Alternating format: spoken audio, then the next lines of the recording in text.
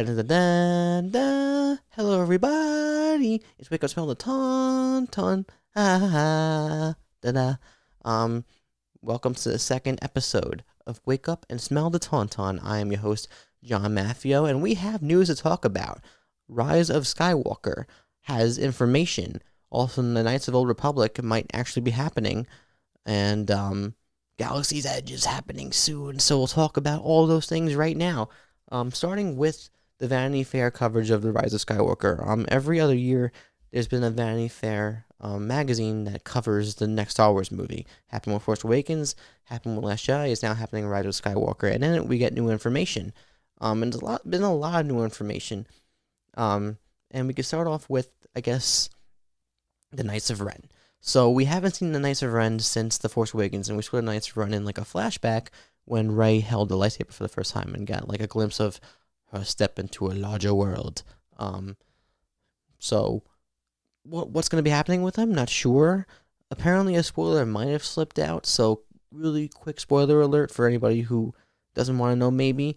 There's a shot in the trailer of Rise of Skywalker that might insinuate the idea that Kylo Ren might be fighting against the Knights of Ren at some point, completing that redemption arc that people have been talking about and speculating about. If that happens, I like the idea, but I'm glad we're actually getting the Knights of Ren in this crucial moment, the end of the saga, that they're being a part of this universe now. And I could see the toys already. I could see like just all the potential in them, and I could see some big actors being a part of this. So we'll see what happens with them. I just think right now we don't know much about them, but it's cool that we have them in this movie. We also got our first looks at Kerry Russell as Zori Bliss and Richard E. Grant as Allegiant General Pride, and I like the names. They're very Star Warsy names, Zori Pride, and General Pride, and they're both are in interesting locations. It made sense that Richard E. Grant would be fighting for the Empire, or I guess the First Order. He has the look of a general, an Imperial general. And then also Zori Bliss, Kerry Russell. Kerry Russell's a great actress. And her visually she looks interesting. So she has like that big gold helmet and the purple velvet underneath. Was she going to be in action in a scene or two? We'll have to see how critical or crucial of a role does she have in this story. Is it somebody that our heroes pass by while they're doing something? Because there might be another MacGuffin in this movie that involves the Emperor. In my opinion, I think there's going to be something that leads them to the Death Star, which we saw at the end of the trailer, and that's going to be like the third act. But maybe on the way they come to this new planet and they find Zori Bliss and they ask for her help or whatnot. We'll have to see about that. Also, people speculated if that planet we saw, the desert planet, was Tatooine. It's like a callback home, or Jakku. It's not either of those. It's another desert planet called Pasana, and there are these characters called the Aki-Aki on it, and I love the name already, Aki-Aki. But it's interesting. I like that we have a new planet. I hope there's more variety with the desert planet. How much we're going to see of it, we don't know yet. But I like the idea of having a new planet. And we have another new planet that's where Zori Bliss is. It's called Kijimi. It sounds Asian. Like Zori with the I, Bliss with the I in Bliss, and also Kijimi with all those. So, more planets, more characters, all good things,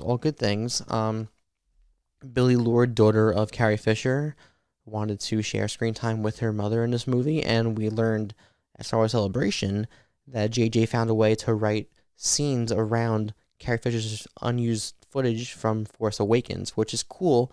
He said like the thing that might have been deemed impossible was just right for this movie, and how that makes sense we'll find out in December. But it's cool and really nice and emotional and sweet that Carrie Fisher's daughter got to have another scene or two with her mother in this movie as nice closure. I don't know if I'm ready for this, honestly. It's just Carrie Fisher passing away in general. It was a very emotional time when it happened, and the idea of seeing her daughter interacting with her late mother in this movie, it might be a whole another level of emotions. But I'm glad that they got to make that happen. Um, so also, I mean, they also talk about how this is gonna finally resolve the conflict between the good and the bad, the First Order and the Resistance, or formerly the Empire and the Rebels. So I don't know how they're gonna bring all of this together in one 2.5 hour movie, give or take. I feel like there's a lot of unresolved things happening here, but we have all our heroes together.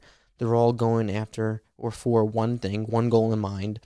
We have a couple new characters. We have Zori Bliss. We have General Pride. We have Janna, who might be the new love interest of John Boyega's character Finn. Maybe she's a daughter of Lando, because Lando's in this movie too. Maybe she's a new character in general, or maybe she's related in another way to another character we know. I don't know. A lot of things could be happening here, but it's cool that we still have a lot of mystery and vagueness happening. Also, there was a big picture of Luke Skywalker with R2, and I and many others said that maybe it's just a return to the flashback of Kylo burning down the Jedi Temple. But then people mentioned that he's got the glove, and he's got the same attire as he did in Last Jedi. So either they're hiding something, or he's in full Force Ghost form, but he doesn't have the blue illumination around him. He's found a way to project himself in the way that he looked before he passed away and moved on to become truly one with the Force, and he could just look like that. Because, I mean, we saw in Last Jedi that Yoda didn't really have much of an illumination either. He just kind of looked like Yoda, the puppet that we all know and love.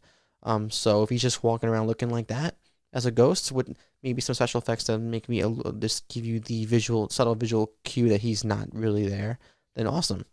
But as we learned in Last Jedi, Force ghosts can do more than just hover around and speak to you. They actually can affect the environment around you. Freaking Yoda conjured lightning and burnt the sacred texts, or so they thought, because Rey got them. But it's interesting that he's back. It makes sense. It's interesting, though, in thinking about how they're going to bring him into this movie. Since we know the Emperor is back, we still don't know how the Emperor is back. My speculation is that he's dead. I just watched, TNT's been doing a marathon of all the movies. This Memorial Day weekend passed. And also, by the way, I hope everybody had a great Memorial Day weekend. I said it in my last video, but hope everybody had a great, responsible time. But anyway, before I digress further, I initially, like, when we first heard that laugh, I was in Chicago when we saw that in the, not the main theater, not the Winchester Arena, but the other one. And we heard that laugh, and at first I was like, Mark Hamill? But no, it's the Emperor, duh. I don't think he's really there. It's been said that he might be a Force ghost in the sense where the Sith can haunt an area in which he or she passed on.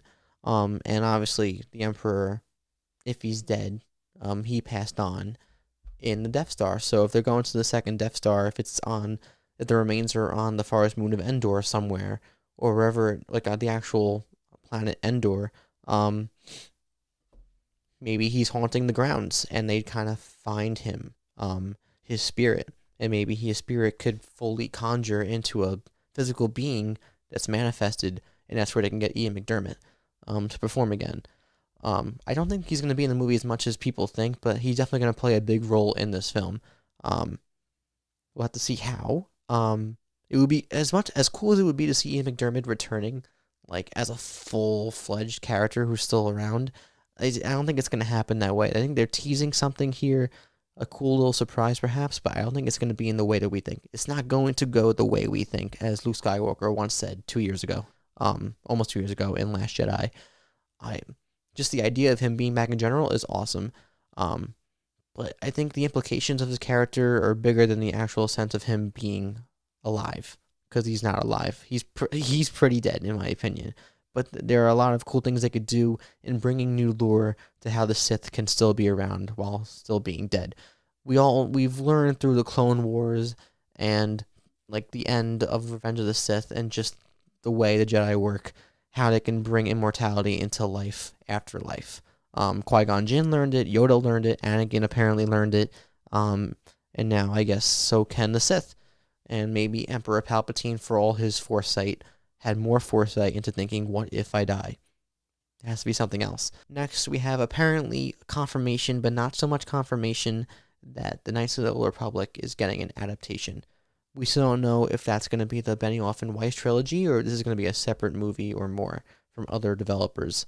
Um, I think it might be the Benioff and Weiss trilogy. They're just not putting two and two for us together officially yet. But I think I think it makes the most sense. I haven't played the Knights of the Old Republic games, but from what I understand, a lot of lore there, a lot of great character there, a lot of great developments and arcs that they could play with, and we need a set of movies with a story that people could resonate with and really bring people back in, casual fans. And if you get a great story and translate that to live action in a trilogy of movies that really that create a 3 movie arc that just hits you like a bag of bricks, then all for that. I still don't. It could really mean anything, but yeah, I think if they're making a Knights of the Old Republic movie or movies, it's gonna be these 3 movies, 22, 24, and 26. 'Cause I feel like their focus is very narrow right now in the sense that they're not thinking about the wide scope of things. They're trying to like minimalize and find what is going to be most successful. And part of that's going to be a new trilogy, this TV show, The Mandalorian, and their Disney Plus streaming shows that are also going to be casting Endor and something else, which could be literally anything, but a lot of fingers are pointing to Obi-Wan. So we'll see about that. And then finally, let's talk about Galaxy's Edge. Now, I live nowhere near Florida or California, but the first iteration of Galaxy's Edge is going to be coming out in Disneyland, California, Anaheim. Today I'm recording this. It's the 27th, but the 28th. I'm sorry. So it's going to be open in 3 days, and we're going to get a lot of coverage of that. So I'll be talking a lot about that next week. I don't want to spoil it for myself, but at the same time, I'm very excited to see what happens. A lot of people have been going lately and getting 4-hour sessions, 4-hour sessions in this park. And the Rise of the Resistance ride, which is the big e-ticket, is not going to be open for a while because the technology there isn't ready, and they want to perfect it. So people have been going on Smuggler's Run, which is the Millennium Falcon ride, and also going to the cantinas and building lightsabers, and doing a couple other things, and just exploring the actual land itself. So from what I've seen from other people, a lot of people that I follow who are going to be coming out with coverage, I'm very excited for all that. But apparently Smuggler's Run is really, it's fun depending on where you are. So you have 3 positions. You could be a pilot, you could be a gunner, or an engineer. Apparently the engineer is the one who fixes all the problems of the former 2, depending on how bad you are as a pilot or as a gunner if you're being attacked a lot. That garbage pile of a ship is the best ship in the whole galaxy. So I guess it could take a whole lot of hits. But you're working for Hondo Ohnaka, the pirate that you may have known from the Clone Wars series. It's crazy to me still that they're bringing Hondo, the pirate, into the mainstream.